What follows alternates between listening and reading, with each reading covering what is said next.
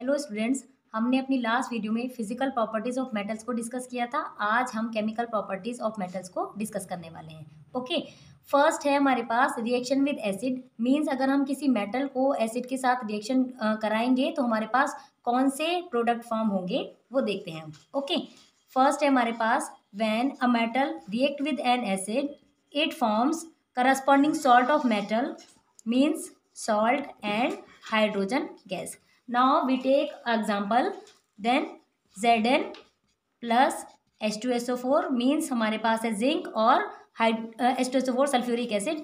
इसको अगर हमने रिएक्शन कराया हमारे पास करस्पॉन्डिंग सॉल्ट बनता है ZnSO4 प्लस हाइड्रोजन गैस। यहाँ पर हमारे पास हाइड्रोजन गैस जो है वो क्या हो जाएगी, रिलीज हो जाएगी और हमारे पास सॉल्ट बना किसका, ZnSO4 मीन्स जिंक सल्फेट हमारे पास सॉल्ट बनता है। ओके, नेक्स्ट है हमारे पास second reaction with oxygen.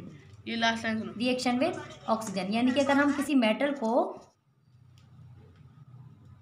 Second point है हमारे पास रिएक्शन विद ऑक्सीजन मीन्स जब हम किसी मेटल को ऑक्सीजन के साथ रिएक्शन कराते हैं तो हमारे पास कौन से कंपाउंड बनेंगे वो देखते हैं हम यहाँ पर। ओके, नेक्स्ट है हमारे पास metal plus oxygen combines and forms metal oxide.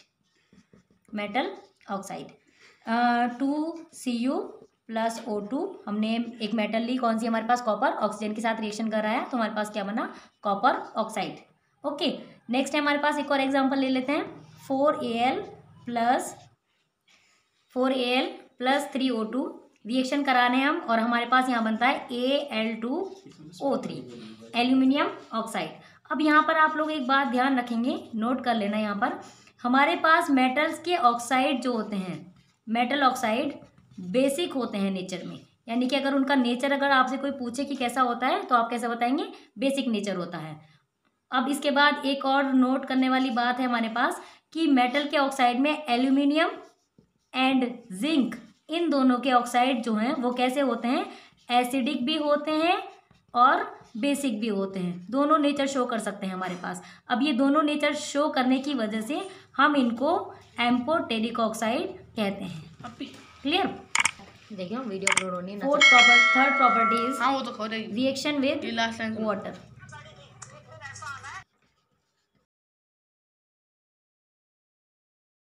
When metal react with water, it forms metal oxide and hydrogen gas. And metal oxide also react with water and forms metal hydroxide. Remember, हम अगर हमारे पास metal water के साथ reaction करती है तो metal oxide बनता है और हाइड्रोजन गैस रिलीज होती है। ये वाली कंडीशन भी पॉसिबल है हमारे पास और ये कंडीशन भी पॉसिबल है। हमारे पास सारी की सारी मेटल्स सॉल्यूबल नहीं होती हैं वाटर में। कुछ मेटल हमारे पास सॉल्यूबल होती हैं, कुछ इनसॉल्यूबल होती हैं। जो मेटल हमारे पास सॉल्यूबल होंगी वो हमारे पास मेटल में वाटर के साथ रिएक्शन करके क्या बनाएंगे, मेटल हाइड्रोक्साइड। ओके, और जो रिएक्शन हमारे पास वाटर के साथ रिएक्शन करके हमारे पास कैसी होती है, इनसॉल्यूबल होती है, वो बनाती है हमारे पास मेटल के ऑक्साइड। एग्जांपल ले लेते हैं यहाँ पर हमने लिया यहाँ पर पोटेशियम को रिएक्शन कराया हमने किसके साथ, वाटर के साथ। वाटर के साथ अगर हम रिएक्शन कराते हैं तो हमारे पास उसका हाइड्रोक्साइड फॉर्म होता है और हाइड्रोजन गैस रिलीज होती है। ओके, उसके बाद सेकेंड एग्जाम्पल और ले रहे हैं यहाँ पर हम, एग्जाम्पल एल्यूमिनियम का ले लेते हैं। एल्यूमिनियम को अगर हम वाटर के साथ रिएक्शन करा रहे हैं तो हमारे पास एल्यूमिनियम का सिर्फ ऑक्साइड बन के रह जाता है। यानी कि वो हमारे पास अगली वाली रिएक्शन मीन्स यहाँ तक नहीं पहुँचेगा, मेटल हाइड्रोक्साइड तक, क्योंकि ये इनसॉल्यूबल है हमारे पास वाटर में। यानी कि ध्यान रखेंगे, जो मेटल हमारे पास सॉल्यूबल होते हैं वो मेटल का हाइड्रोक्साइड फॉर्म करते हैं विद वाटर, और जो हमारे पास इनसॉल्यूबल होते हैं वो सिर्फ मेटल का ऑक्साइड ही फॉर्म करते हैं। अब इसमें से कुछ चीज़ें ध्यान रखेंगे, हमारे पास लेड, कॉपर, सिल्वर, गोल्ड और सिल्वर और गोल्ड, ये हमारे पास क्या करेंगे, रिएक्शन नहीं करेंगे, किससे, वाटर से। Clear? Next point, fourth, reaction of metals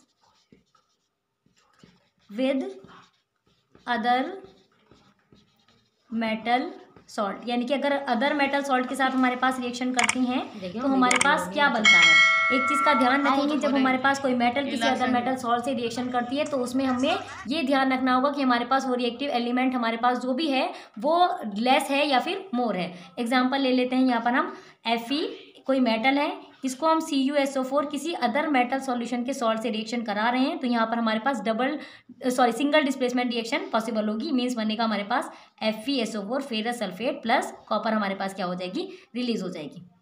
clear. लेकिन इस कंडीशन में ये भी ध्यान रखना है, अगर Cu की रिएक्शन आप FeSO4 से करा रहे हैं तो हमारे पास यहाँ पर नो रिएक्शन होगा। क्लियर।